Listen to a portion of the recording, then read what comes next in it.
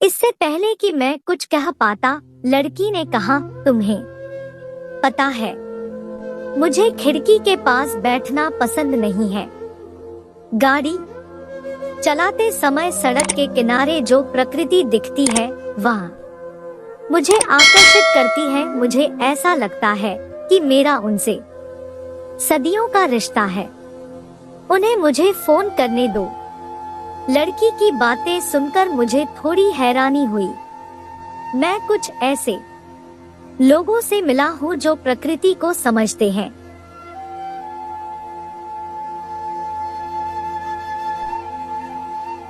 इस बच्ची के चेहरे को देखकर कोई अंदाजा नहीं लगा सकता कि यह प्रकृति प्रेमी है।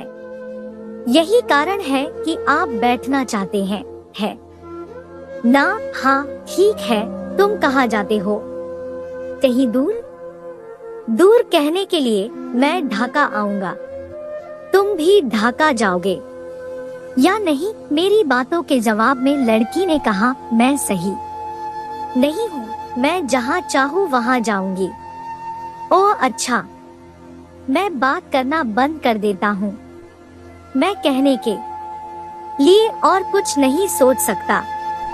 लोग अजनबियों से लंबे समय तक कैसे बात कर सकते हैं? वे शब्दों की टोकरी कैसे बना सकते हैं? यह फिलहाल मेरे दिमाग में नहीं आ रहा है। जब मैं इन्हीं बातों के बारे में सोचने में लगा रहता हूँ तो उन्होंने अपने एक शब्द से मुझे चौंका दिया।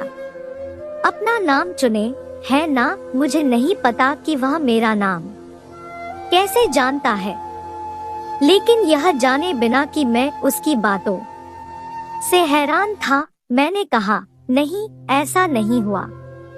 मेरा नाम मोहम्मद नूरुल अजीम चयन है। यह सुनते ही लड़की अजीब सी हंसी हंसने लगी। मुझे नहीं पता कि यह मुस्कान नकली है या नहीं, लेकिन मुझे शर्म आती है उनकी अजीब सी मुस्कान को देखते हुए। मैंने कहा, नहीं, आप पूरा नाम नहीं बता सकते? बस दरअसल अपना पूरा नाम जानो। क्या तुम मेरा नाम नहीं जानना चाहते हो? लड़की के इतना कहते ही वह अपने आप में पछताने लगी।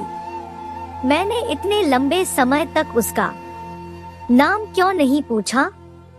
बहुत देर तक मुझे बात करने के लिए कुछ भी नहीं मिला, लेकिन मुझे नाम पूछने की बात भी याद नहीं आई। सॉरी। मेरी बात सुनकर लड़की फिर हंसने लगी। यह मुस्कान नहीं रुकती। इस बार उसकी मुस्कुराहट को देखते हुए मैंने दोनों गालों पर हल्की सी झुनझुनी देखी। मैं वास्तव में इस टोल को छूना चाहता था। इतनी खूबसूरत चीज को हाथ नहीं लगाया तो बाद में पछताओगे। जब उसके मन में यह विचार आया तो वह बोली, अरे अब छूने की जरूरत नहीं है। एक स्पर्श से प्यास बुझ जाएगी, बल्कि उसमें छूने की प्रवृत्ति हो, बढ़ने दे, वही अच्छा है। लड़की की बातों से मैं फिर हैरान रह गया। क्या लड़की मेरा दिमाग पढ़ रही है?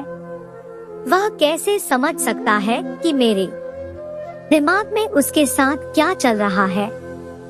मुझे खुद पर शर्म आती है। जैसे ही लड़की खिड़की का शीशा हल्के से खोलती है, मुझे हवा की उत्तेजना महसूस होती है। कार की गति तेज होने के कारण हवा का बहाव काफी होता है। साथ ही हवा की आवाज, ठंडी हवा, सब कुछ शरीर के इर्द गिर्द घूमता हुआ प्रतीत होता है। इसे थोड़ा खुला रहने लो। लड़की के सवाल के जवाब में मैंने कहा, अच्छा लग रहा है। रात में प्रकृति के नजारों का लुत्फ उठाएं। उस पर फिर से पूर्णिमा, बेहद खूबसूरत प्रकृति। लड़की ने खिड़की की ओर देखा और कहा, तुम्हें पता है, मुझे लगता है कि प्रकृति हमें बुलाती है, हम उसे बुलाते हैं। कोई फर्क नहीं पड़ता कि मैं क्या कहता हूँ। लड़की की मुस्कान देखने के बाद कुछ भी ध्यान नहीं आता है। मैं सब कुछ भ्रमित कर रहा हूँ। मैं लंबे समय से आपके लेखन की प्रतीक्षा कर रहा था। अब आप क्यों नहीं लिखते? लिखो, अच्छा लिखो।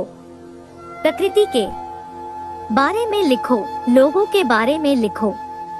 यदि आप नहीं लिखते हैं तो आप मुझे प्रकृति में कैसे खो सकते हैं? बच्ची की आप बीती सुनकर सीना कांप उठा। कोई पहचान नहीं है, मानो कोई अजब जादू है। लेखन हाल ही में नहीं हो रहा है। क्यों नहीं लिख पाता हूँ? अनजाने कारण से सब कुछ उलझा रहा हूँ। उस लड़की के चेहरे की तरफ देखा तो मुझे अजीब सी हैरानी हुई। मुझे लड़की के चेहरे की झलक दिख रही है, जैसे उसे कुछ मिल गया हो जिसका उसे युगों से इंतजार था। उसने मुझसे कहा, यहाँ नीचे आओ, देखो प्रकृति ने क्या अनोखा सौंदर्य रचा है। लड़की नीचे जाएगी। यह एक दम घुटने वाले सपने जैसा है। एक बार वह कहता है, क्या तुम मुझे प्रकृति के बीच खो दोगे? जैसे ही मैंने यह कहा, लड़की ने मुझे फिर से चौंका दिया और कहा, क्या सज्जन है, तुम क्यों बैठे हो? क्या तुम मेरे साथ नहीं चलोगे? चलो आज चलते हैं और इस प्रकृति के बीच सन्नाटा खो देते हैं। सैम।